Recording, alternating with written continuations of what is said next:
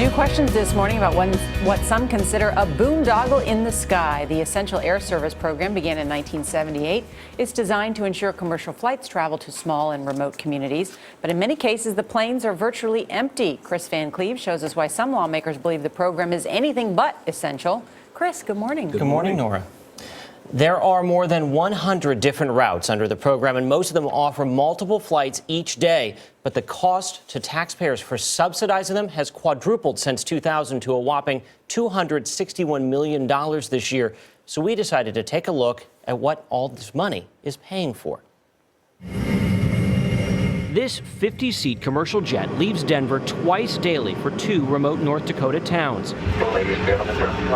When we flew to Devil's Lake, North Dakota last week, there were rows of empty seats and only 4 other passengers. You can imagine there's not a huge rush to get to North Dakota in the middle of the winter, but this flight goes whether it's full or empty because of a government subsidy.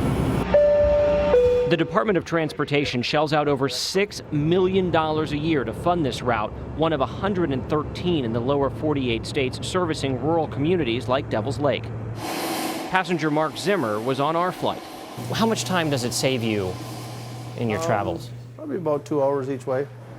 Parking is a lot easier here, and it's a lot closer for me to come here than it is to go to Grand Forks. It's a big factor. Dick Johnson is mayor of Devil's Lake, population 7,200. He says the flights are attracting businesses and estimates they help inject $10 million a year into the local economy. Our numbers are starting to go up. That's key to small cities. And I think small rural communities are a major part of our country. And to keep them viable, to keep them functional, sometimes you have to have help from the big communities. The Essential Air Service is really a relic of deregulation, airline deregulation back in the late 70s. But Steve Ellis of the group Taxpayers for Common Sense says convenience hardly makes the flights a necessity. We shouldn't be spending hundreds of millions of dollars just to make things a little more convenient for a few people to actually get to the airport. Government data shows on average last year, 44 of the 113 flights flew at least 2/3 empty, among them flights to Devil's Lake. This 9-seat Cessna flies twice daily from Kansas City, Missouri to Great Bend, Kansas. The government kicks in $1.4 million each year, even though there is usually just one passenger aboard. Another $2.5 million goes to maintain near-empty daily flights to and from Lancaster, Pennsylvania each year, even though it's just a 40-mile drive to the larger Harrisburg Airport that also serves the same routes. The fact of the matter is the amount of money that this program is costing us has doubled in 4 years.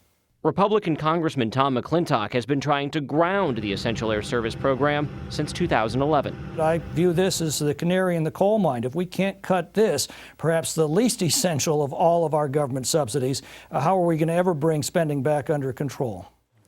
A small amount of the subsidy pays for flights within Alaska and Hawaii. Representative McClintock is pledging to try to strip the program's funding during this session of Congress. If EAS is eliminated, the fastest way to get to Devil's Lake will be to fly into Grand Forks, North Dakota, and drive 90 miles. Gail? Now we know how to get there. There's another way. Kris, good to have you in the studio. Thank you.